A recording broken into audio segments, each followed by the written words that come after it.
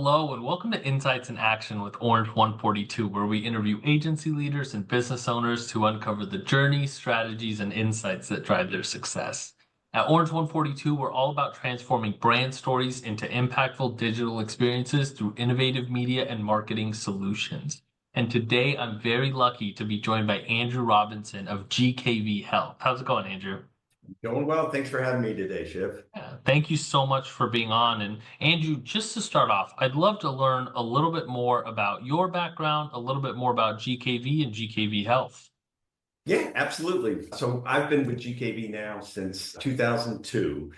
And over these past 2 decades, I've had a chance to really help healthcare clients in a number of different verticals: Medicaid marketing, Medicare Advantage, wellness brands, and hospital systems. One of the things that I've seen that's changed over the recent years is that the healthcare industry is really evolving, and it's evolving fast to include consumer expectations, digital behaviors, and even the competitive landscape. Wow. And so how is GKV and GKV Health, like how did that transition happen or how did that become a section of GKV?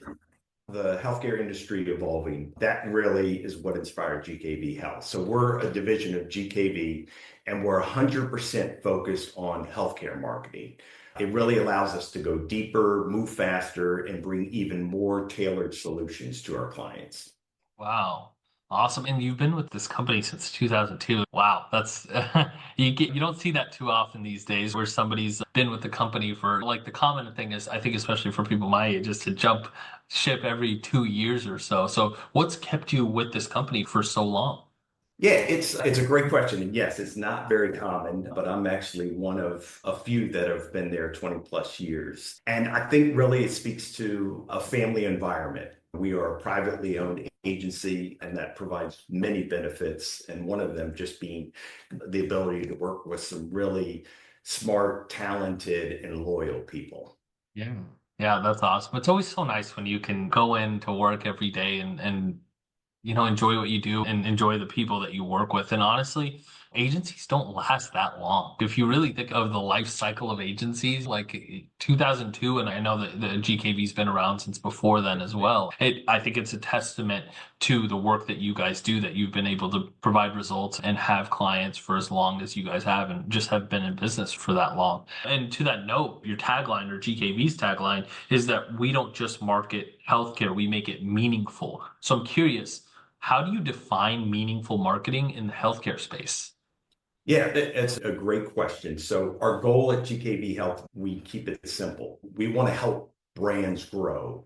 And we do that by, and hear me out, staying human because healthcare is highly regulated. So we want to bring clarity, more creativity, and an emotional connection to a space that frankly desperately needs it. So we're going to be here to help people improve the quality of life through the healthcare and coverage they need, the health education they need, and the health products that they buy.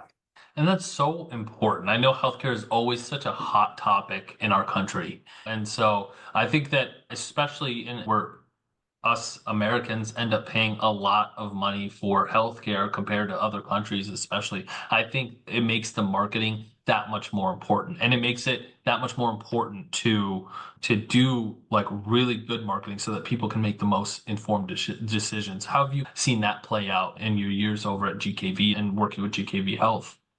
Yeah, absolutely. I think now with consumers having being more educated, having more choices is really incredible and has helped that evolution of the healthcare consumer. I think one of the other things that are happening now is a dramatic shift in the population, and that is also influencing consumers. Yeah. Could you tell me a little bit more about that dramatic shift? Yeah, absolutely. So one of the things that's happening now is baby boomers, anyone born between 1946 and 64, today they make up just under 68 million people. So that's 20% of the population. So 1 in 5 Americans.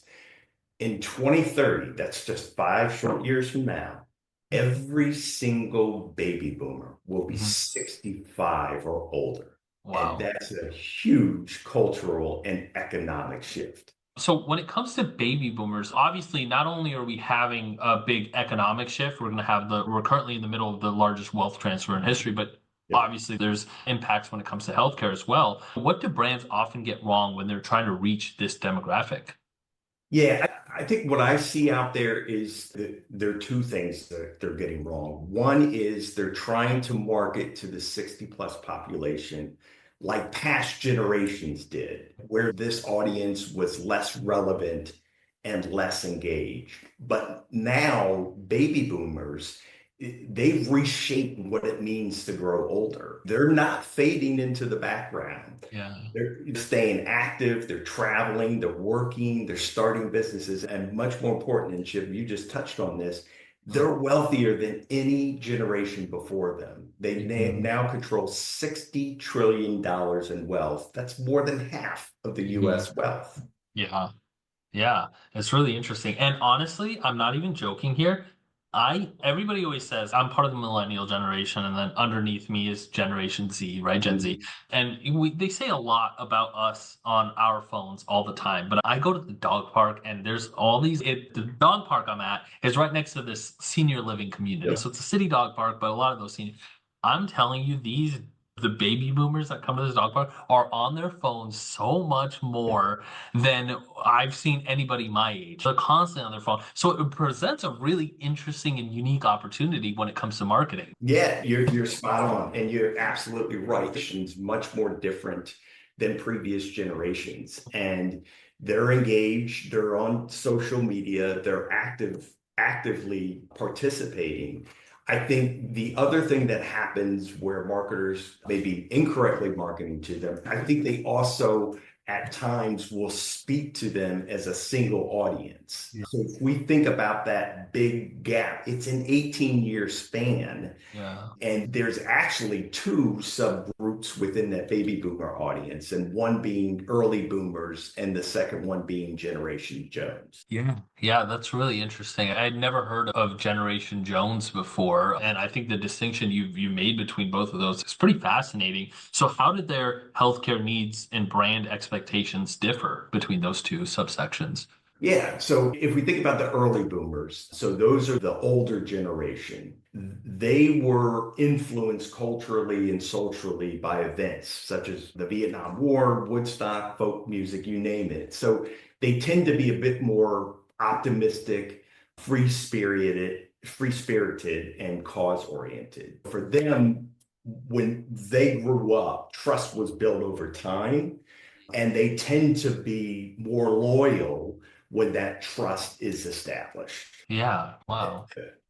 And if we think about the Generations Jones, and that name came from, because that's the same thing. Where did this name came from? Is Yeah. they're referred to because they crave what the early boomers had, but they want Mhm. to be recognized and heard. So in terms of attitudes, they're a bit more different because they're tend to be more competitive, practical, rational, but also a bit more pessimistic and cynical because they grew up in an era such as Watergate or Reaganomics. So they may distrust the government a bit more. Yeah. So it's really interesting, right, Jim? When Mhm. you think about it, you're like, hey, we need to target folks that are 60 plus. There's two groups. You really can't put them in one particular group. Yeah. And we tend to put We them. we totally do that. Yeah. And we shouldn't, because as we just spoke about, they are different. They are separate. Yeah, yeah, and that honestly, you bring up a really unique perspective when it comes to like sociology or anthropology, in the sense that I'm thinking about what people will say about my generation when we're super older, growing up, and the things that we saw, like the largest technological Yeah. advancement in history. And it's really interesting how these outside perspectives, like you talked about Watergate and you talked about like Reaganomics and these types of things, how they affect an entire generation and their like the hive mind almost and how they think. Wow, that's really interesting. And I think it brings up some really unique things when it comes to the messaging that you have in your Oh, marketing. absolutely. Yeah. I think when you think about those particular cohorts, think about wellness brands, right? So this baby boomer generation, they're not just moving along, right? They are focused on keeping independence and quality of life. So it's not about aging or decline. It's about building trust. And it's about, as we just talked about, connecting with them where they are, which includes Facebook, YouTube, and even listening to podcasts. It's really interesting. And I think platform aging becomes of utmost importance. You know what I mean? You see these platforms come out, and typically the youngest people are the earliest adopters, and then they start to, like, Facebook has now become this hotspot to market to people in the boomer generation. Instagram is also getting there now. You know Yep. what I mean? Where they're like more and more TikTok. pretty soon it's going to be TikTok, right? And so it's really interesting how you see that. And I think if you can understand that, and you can really get an understanding of where your client or your target market is, or your client's target market is on the internet, that can make a huge difference in the results that you get.